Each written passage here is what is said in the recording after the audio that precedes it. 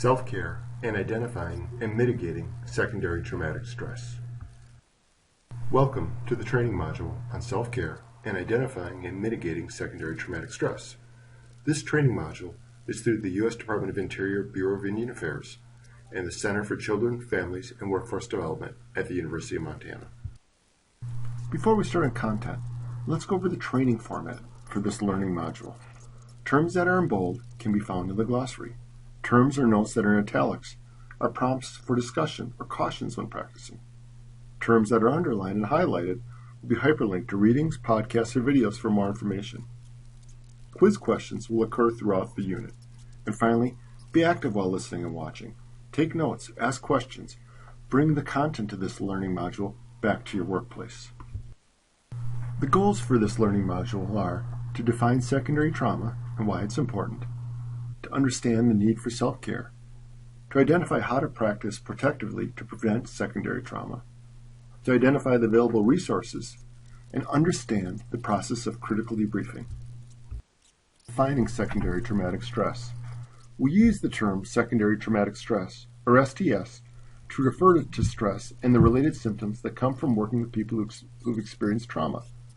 Charles Figley, one of the pioneer STS researchers, defines STS as the natural and consequent behaviors and emotions resulting from knowing about a traumatizing event experienced by a significant other, the stress resulting from helping or wanting to help a traumatized or suffering person. We probably all know what it's like to deal with work-related stress. How does STS differ? Often, in the course of delivering services, a caseworker listens to and identifies with a client who re-experiences the traumatic event while describing it.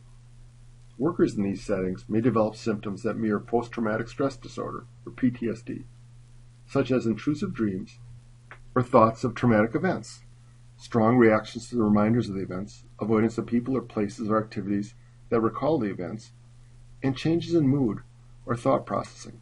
These symptoms can interfere with our physical and mental health and cause problems in our personal lives, relationships, and job performance. Importantly, social service workers can also be exposed to direct trauma in the course of doing our work. For example, some of you may have felt physically threatened by a client or a family member of a client. This vulnerability to both direct and secondary trauma puts us at heightened risk for job-related stress. Now that we've defined STS, let's talk about the causes of STS. And by nature, Child Protective Service work, we see and we view and we read of occurrences that, by nature, are traumatizing.